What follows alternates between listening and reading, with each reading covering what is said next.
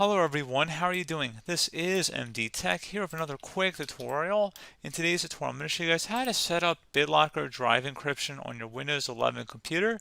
So BitLocker adds an additional layer of security to store sensitive files on your computer and puts them behind a metaphorical lock that is called encryption, which makes the information unreadable without the proper authorization information.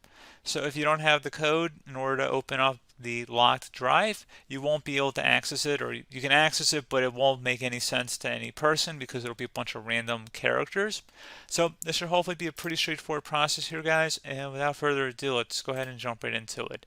All you have to do is start by opening up the search icon, and you want to type in group policy. Best match should come back with edit group policy. Go ahead and open that up.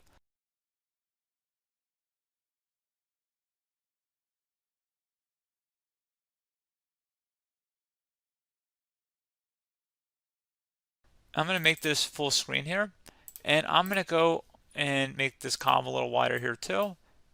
And then I'm going to expand administrative templates underneath computer configuration, so double click on it. And there should be a Windows components folder. Go ahead and double click on that one as well. So now that we're on this page here, you want to go and locate BitLocker drive encryption. Go ahead and double click on it. And then there should be an operating system drives folder. Go ahead and left click on that one time. On the right side, locate something that says require additional authentication at startup. Go ahead and double click on that. So you can see that this policy setting allows you to configure whether BitLocker requires additional authentication each time the computer starts, and whether you're using BitLocker with or without a trusted platform module, TPM. This policy setting is applied when you turn on BitLocker. Note, only one of the additional authentication options can be required at startup, otherwise a policy error occurs. If you want to use BitLocker on a computer without a TPM, select the Allow BitLocker without a compatible TPM checkbox. And there's a whole bunch of text here. You're welcome to read all of it. We're going to just kind of gloss over it, and we're just going to set it to enabled up here at the top.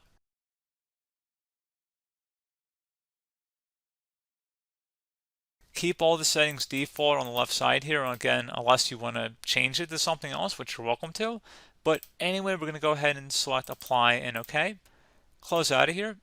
And now you want to open up File Explorer. So if you want to select the File Explorer icon down in your system taskbar, or you can search for it, whichever you prefer.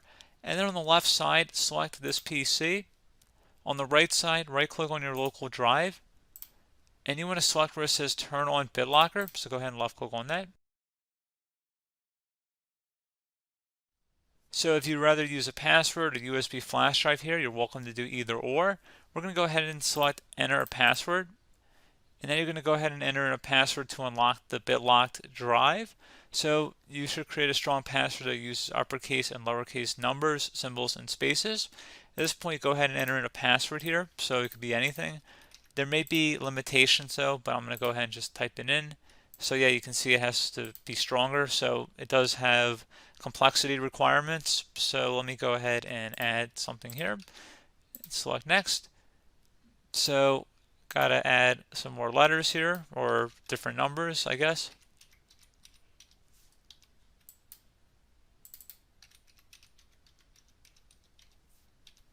And then select next.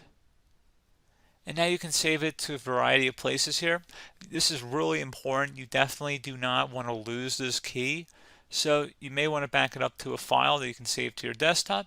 Save it to a USB flash drive. You can also print the recovery key, and you can also save it to your Microsoft account.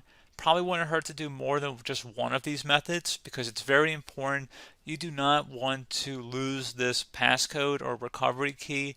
It is so critical not to lose it.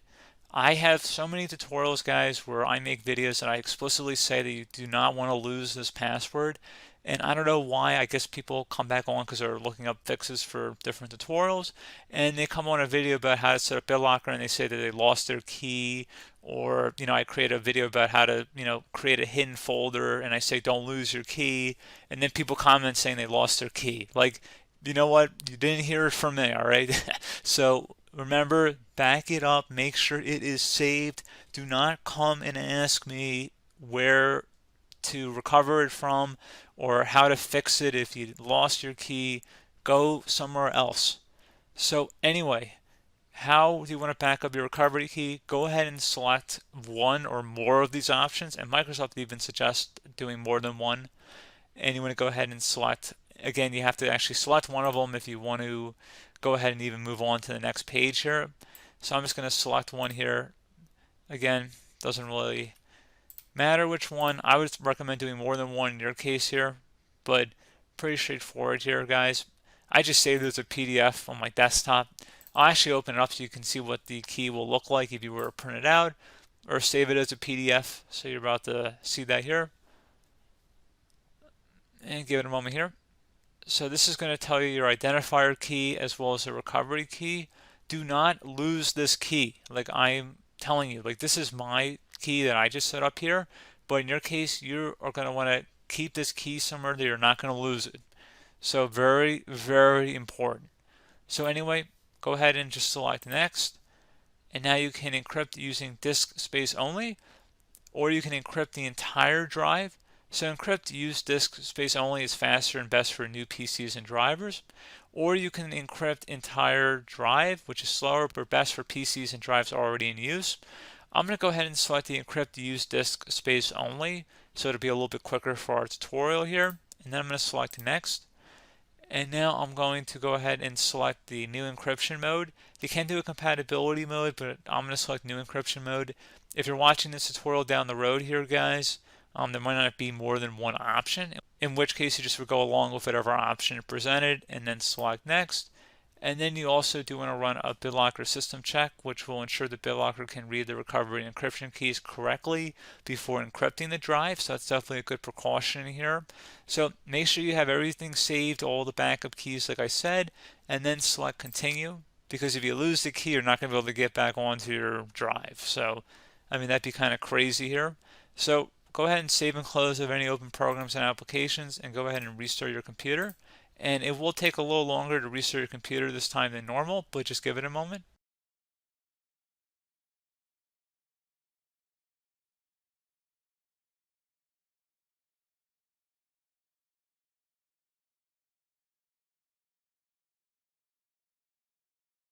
And then at this point, go ahead and insert your password. And again, that's different than your recovery key, so just keep that in mind. There's two different things here. So you've got a password, then you have the key. You definitely don't want to lose the key. That's the last thing you want to lose.